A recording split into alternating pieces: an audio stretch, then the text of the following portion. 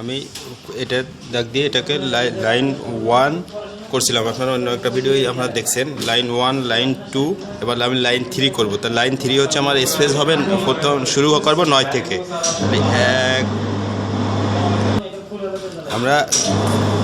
তাহলে আমরা লাইন 3টা শুরু করব, অর্থাৎ বি লাইনটা শুরু করব।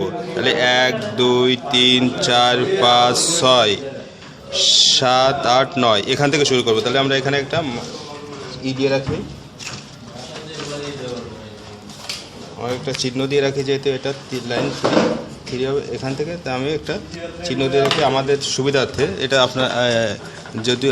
আপনারা যদি এরকম চিহ্ন দিয়ে রাখেন তাহলে আপনাদের সুবিধা হবে, যেহেতু আমার ফার্স্ট টার্মিনাল কোনটা হচ্ছে আর লাস্ট টার্মিনাল কোনটা হচ্ছে সেটাও বোঝার জন্য প্রথমে একটা চিহ্ন দিয়ে রাখলাম। যেমন আমি 1-এ দিয়েছি একটা দাগ, দেখেন 2-এ আমি 2 দিয়ে রেখেছি, আর 3-এ 3 দিয়ে রাখছি। এখন আমি এখান থেকে শুরু করব লাইন 3।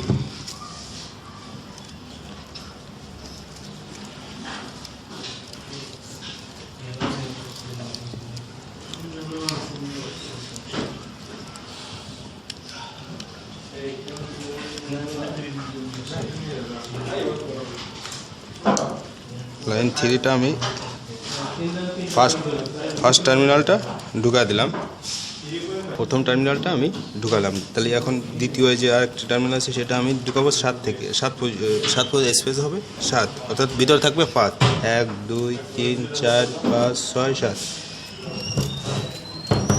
একটা রেখে প্রথমটাই আমি ঢুকা দিব।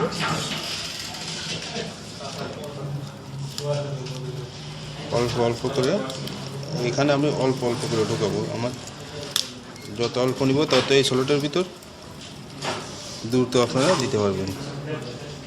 দেখতে পেলেন আমার দেওয়া হয়ে গেল। আমি যদি যত অল্প নিব তত দ্রুত হয়ে যাবে। প্রথমবার আপনারা যে কোনোভাবেই ফাইবারটা দিতে পারবেন, কারণ একটা ষোলোটার ভিতর 2 বার করে পারবেন। এইভাবে একটু বেরোতে থাকলে কোনো সমস্যা নেই, কারণ আপনার দ্বিতীয়বার এটা বের করতে হবে। আমি এখন দ্বিতীয় কয়েলটা ঢুকাবো। একটা কয়েলের যেহেতু 2টা কয়েল, তাহলে আমি দ্বিতীয়টা ঢুকাবো এখান থেকে। যেখান থেকে আমি 3 শুরু করছি, লাইন 3 শুরু করছি, এর দ্বিতীয় কয়েলটা আমি ঢুকাবো এখন।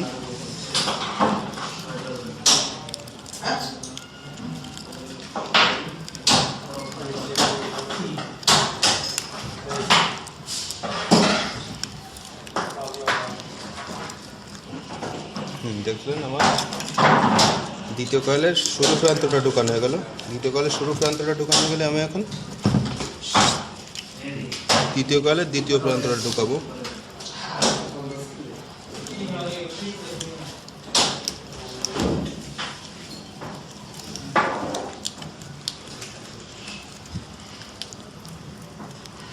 দ্বিতীয় কয়েলের আমি দ্বিতীয় প্রান্তটা ঢুকাচ্ছি, দেখতে পাচ্ছেন আপনারা।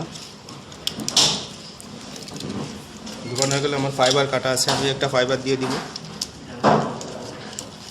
ফাইবার দেওয়ার পরে আমি, যেহেতু আমার প্রথম ফোল্ডটা শেষ হয়ে গেল, এখন আমি প্রথম ফোল্ড দ্বিতীয় ফোল্ড শুরু করব। প্রথম ফোল্ডের শুরুটা যেটা করছিলাম সেটা থেকে আমি এই ফাইবারটা বের করে নিলাম। এখানে আমি দ্বিতীয় কয়েলের শুরু প্রান্ত এখান থেকে শুরু করব। শুরু করার আমি একটা কয়েল নিয়েছি। কয়েলটা আমি সরাসরি প্রথম ফোল্ডের ফার্স্ট কয়েলটা যেখানে শেষ হয়েছে সেখান থেকে আমি শুরু করব।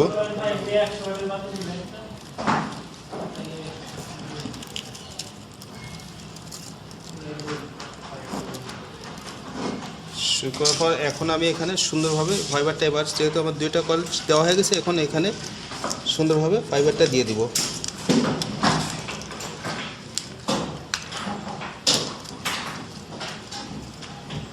আর দ্বিতীয় কয়েলের এই শুরুর শেষ প্রান্তটা আমি এখান থেকে 7 স্পেস হবে 7।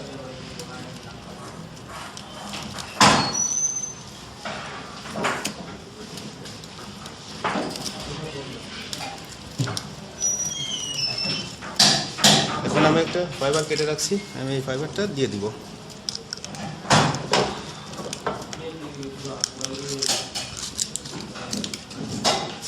আমার দ্বিতীয় ফোল্ডের দ্বিতীয় কয়েলটা ঢুকাবো।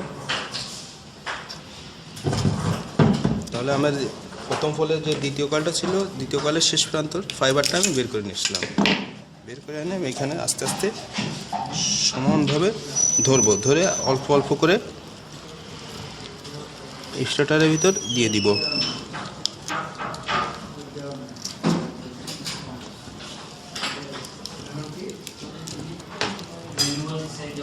আপনারা দেখতে পাচ্ছেন যত অল্প অল্প করে দিব তত দ্রুত আমার কয়েলটা স্টার্টারের ভিতর দেওয়া হবে। এখন যেহেতু দ্বিতীয়বার দেওয়া হয়ে গেল, তাহলে ফাইবারটা সুন্দরভাবে দিয়ে দিব। এখন এই দ্বিতীয় কয়েলটা আমি এখানে দিব। এভাবে আমি বাকি কয়েল দুটো শেষ করব, আপনারা দেখতে পাবেন।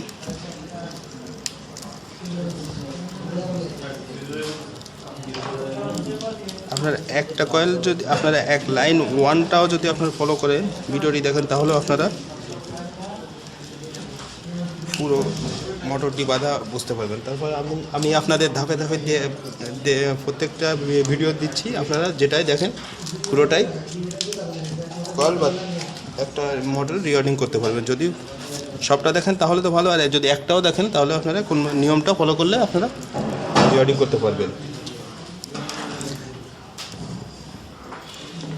এখন আমি দ্বিতীয় ফলের যে শুরু প্রান্তটা ছিল, সেটা শুরু প্রান্তর থেকে আমি একটা বের করে নিব। এই ফাইবারটা আমি বের করে নিচ্ছি, দেখুন।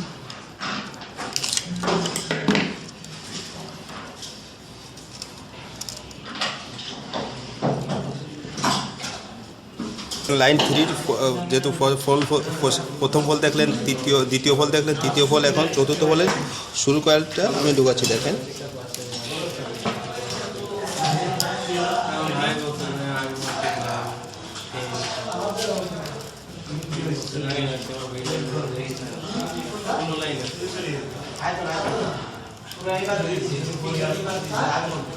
যত অল্প নেব তত দ্রুত আমার শেষ হবে। এখন আমি একটা ফাইবার নেব,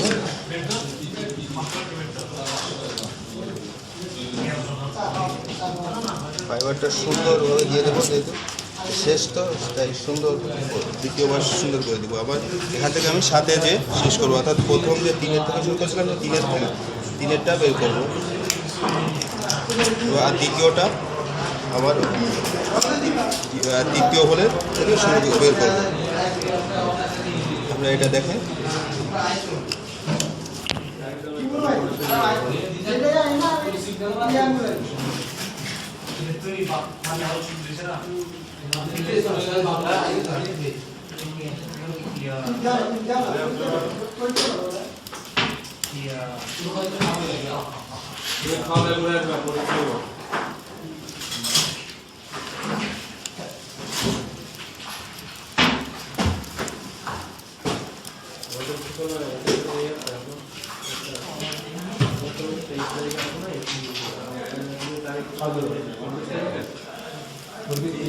আমার চতুর্থ ফলের ফার্স্ট শুরুটা দোকান হয়ে গেলে দেখেন আপনারা,